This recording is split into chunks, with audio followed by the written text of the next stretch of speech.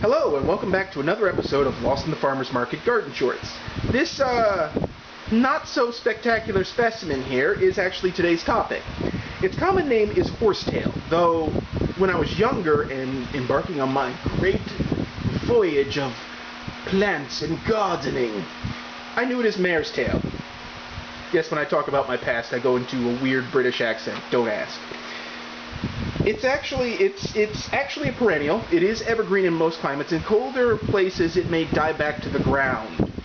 However, it has a bunch of interesting common names. Scouring rush, rough horsetail, and in South Africa, snakegrass. It's in a family called the puzzle grass group. I don't know what relevance that has to anything else I'm going to say today, but that is an amusing thought that there is a puzzle grass group. Agronomists were having some fun back in the day. That's all I got to say about that. Now, it is hardy in the USDA zones 4 through 9. It prefers a soil pH of roughly 6.5 to 7.4. However, that's at debate.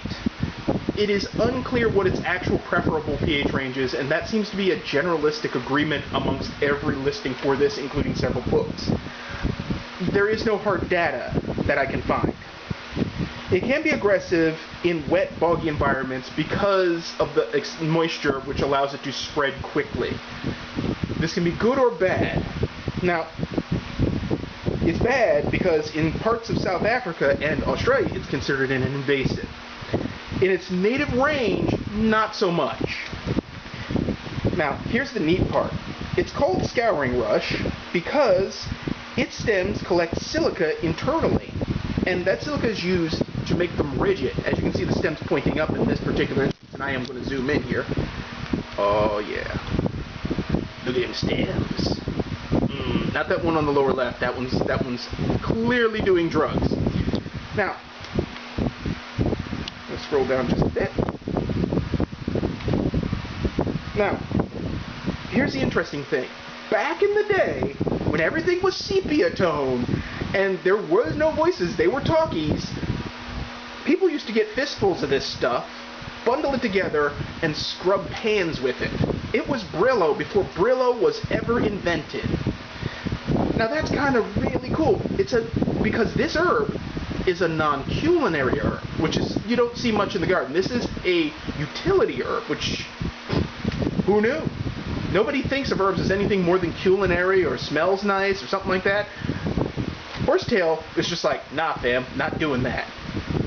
Also, Equisetum, or mare's or horse's tail, is a fossil.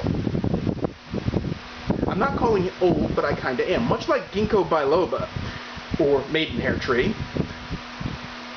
Equisetum, at the tips of its stems, instead of flowers, will form cones. This is a transitional feature between plants with flowers as we know them and plants without, the coniferous period. Pine trees, magnolias, and a few other plants still bear cones from that time period as they are survivors of that time. Ginkgos essentially bear a structure that looks sort of like a cone, at least a seed-bearing structure anyway. So that's kind of neat. When you have horsetail, you are preserving a botanical antique. Now, another interesting use for this plant is that the dried stems are used to shape reeds for clarinets. I'm not exactly sure of the process, but I have verified that they are actually used to keep the reeds in shape. I think it has to do with preventing them from absorbing moisture so they don't deform. That's like really cool. So I guess it's musical and utility? Hey, 2 uses. Passes my test.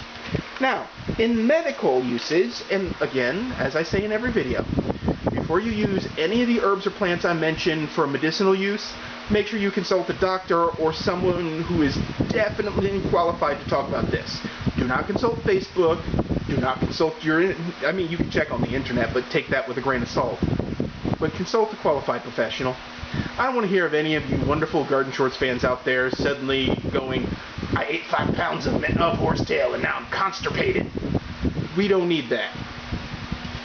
Now, in terms of medical usage, In some places, the stalks are boiled to produce a diuretic and are used to treat STDs.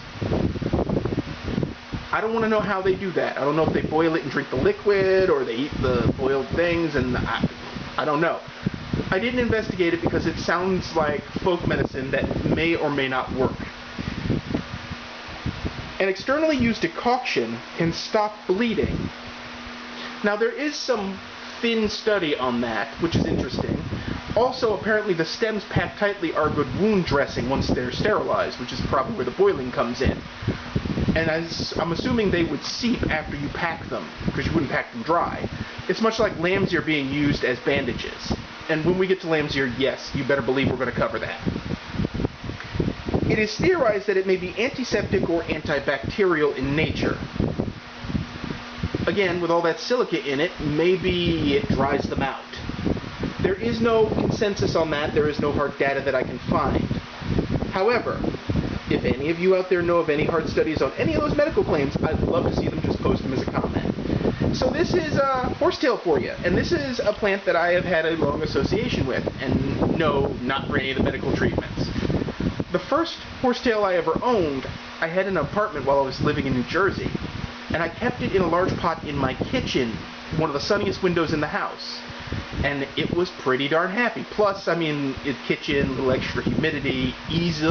Never forgot to water the darn thing. Yeah, so I mean, I've taken care of these before. This is the first one that I've taken care of that is outdoors and in a pot. And you can't see it, but it's starting to side bud, so it's obviously doing pretty decently. I brought it in just for this particular episode to show it to you, because the mosquitoes are getting vicious this time of the year.